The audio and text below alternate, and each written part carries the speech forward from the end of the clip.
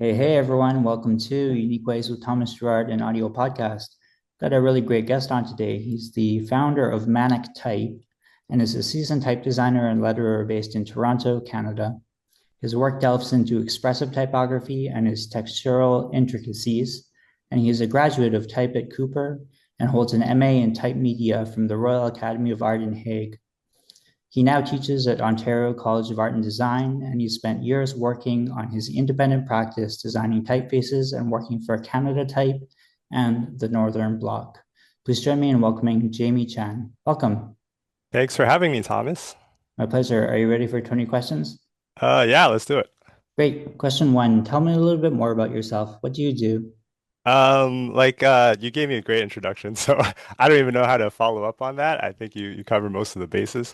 I'm Jamie. I'm a designer, a type designer, letterer, typographer, and also educator. I run my independent type foundry called Manic Type, where I create custom and commercial typefaces that give designers a unique voice. Great. And just a note for the audience, if you guys are interested in 2025 episodes, please check out our episode with Liz Danzico. So question two, what's a key piece of knowledge that makes you different? I think in general, I think we can agree that like my unique knowledge would probably be my understanding of type, and especially in the field of design. It comes with many years of study that I've taken, a lot of courses I've done, and also practicing throughout the years with my practice and the work that I've done designing typefaces. Teaching also is something that has really helped my understanding of type design and that trying to understand ways of communicating my own understanding of type to my students has really helped me develop a more verbose way of describing what I do. Mm.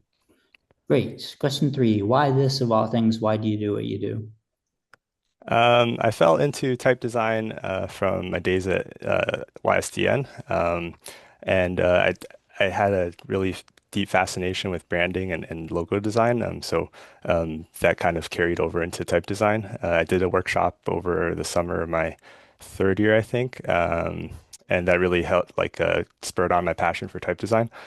Um, and luckily, it's just something that I've happened to be a little bit good at. Type design, I think, is also a really interesting subject.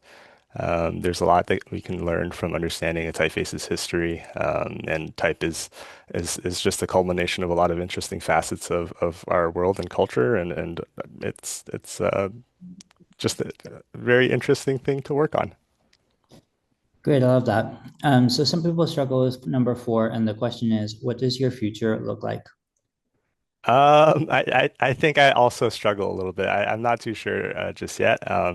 I think there's a lot of changes that are happening really rapidly in the world, and trying to understand my position in it is something I'm still trying to grasp. Yeah. Great. And five, we say is unique to this show. The question is, let's talk about location. How does the notion of place play into what you do?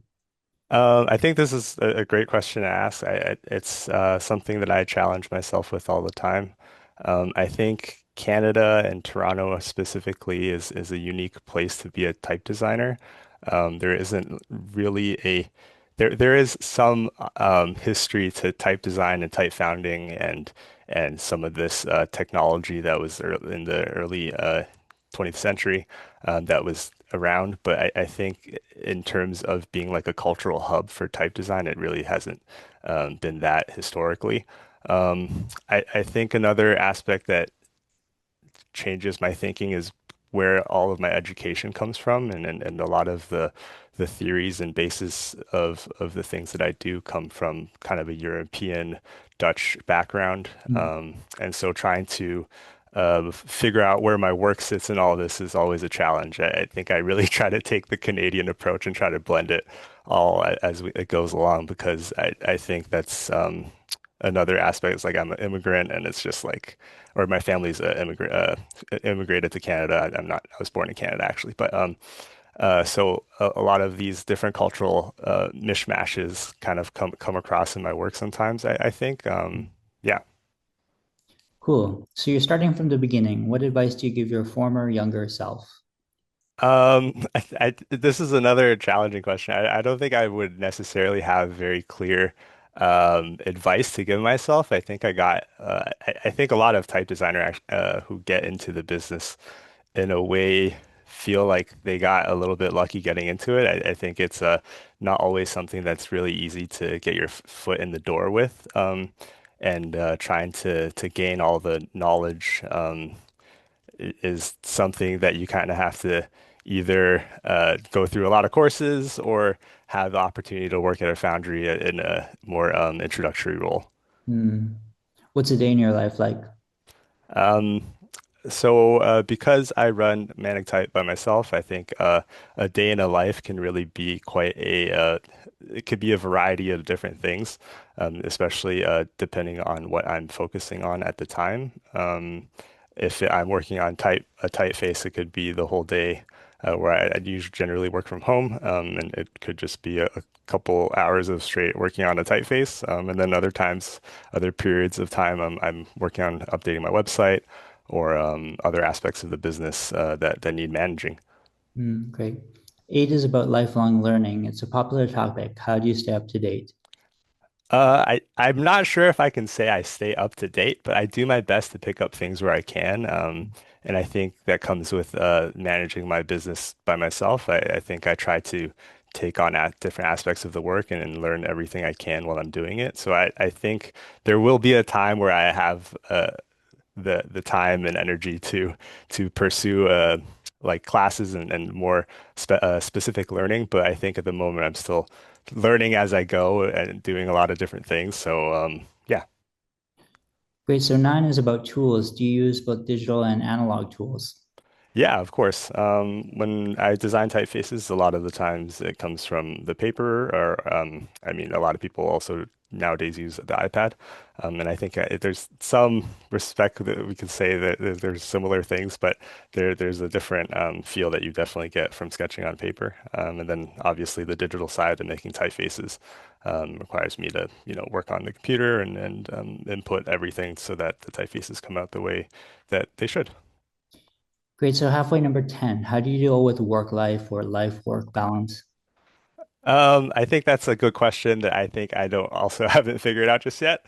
I think running my own business at the same time, it feels like I'm juggling a lot of things, and it can definitely be difficult to separate my personal life and my work. I try to, take time to exercise and take the time to have quiet moments where I can still think and not really ruminate about all the work that I'm doing. Um, but it's still definitely a challenge. Great. And if you weren't doing what you do now, what might you be doing? I often joke that I would have been an engineer. It was my second choice in high school in terms of picking university subjects. And I think that it's also part of the reason I am uh, interested in type design so much. I think that the systems kind of thinking brain lends itself very well to type design. And I just kind of watched a lot of how it's made when I was a kid. So I think that would be a kind of a fun thing to do. What would you not like to do with your career? With my career, Um, I'm not too sure yet. I think as long as I'm able to be creative and making things that are interesting to me and also providing my clients or people in general who are using my fonts some joy in their world, I think that's what I want to do. Do you have a favorite word, quote, or sentence? And when it comes to type design, I think my favorite quote would be "We read best what we read most" by Susanna Lico. Hmm. Do you have a least favorite word, quote, or sentence?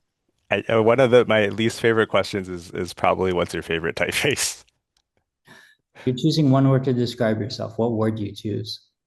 I think in this stage of my life, I would probably say persistent. Just because I think being in the type design world, you kind of have to be a little persistent in keeping up with making typefaces. What keeps you up at night? Um, there's a lot going on at night. I think. some aspects of me thinks a lot about kind of AI. I'm not like an AI alarmist, but I think there's a lot of changes in the world that are going to be happening quite rapidly, and it's kind of interesting to try to figure out how to navigate it all. Great. And final stretch here. What's a dream you're chasing? I think the dream for me would just be being able to sell commercial fonts and kind of just living off making a lot of fun creative work. But I think on the another end, I really want to be attached to a studio who's making a lot of interesting typographical work, and then we would be able to yeah, make a lot of cool stuff. What inspires you? My work derives itself a lot from shape and textures and the ways that they can make me feel. So, looking into different textural feelings and visual feelings that I get just from day-to-day experiences and taking in things as they come. Yeah, I think that's what gets me going. Great. And the last couple here, number 19, any advice you'd like to share? Be curious. You never know where it'll take you. And finally, number 20, how can our listeners keep tabs on you and what's our call to action? You can find me on Instagram at Manic Type, and you can also find me on Future Fonts, Adobe Type Network, all under Manic Type. I'll be at Design Thinkers next week teaching a workshop. I'm not exactly sure when this podcast is coming out, but I'll be there. And if you are there, come say hi, and come check out my fonts at manictype.com. Awesome. Well, thanks so much for joining. It's great to connect east and west of Canada. Love it. Thanks. Yeah, thanks so much for having me on, Thomas. It was a pleasure speaking with you.